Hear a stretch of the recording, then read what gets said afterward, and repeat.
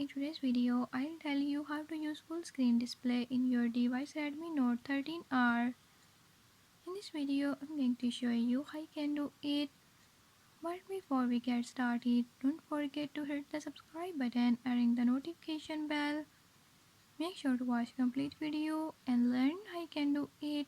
Let's watch the video.